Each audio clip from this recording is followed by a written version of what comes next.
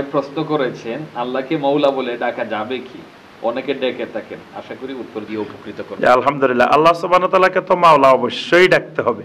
মাওলা তো আল্লাহর নামে, আল্লাহর সিফাত। আনতা মাওলানা ফানসুরনা আলাল কওমিল কাফিরিন, যে আপনি আমাদের মাওলা। আল্লাহ রাব্বুল আলামিন আমাদের মাওলা, একমাত্র মাওলা। এজন্য আল্লাহকে অবশ্যই মাওলা বলে ডাকতে হবে।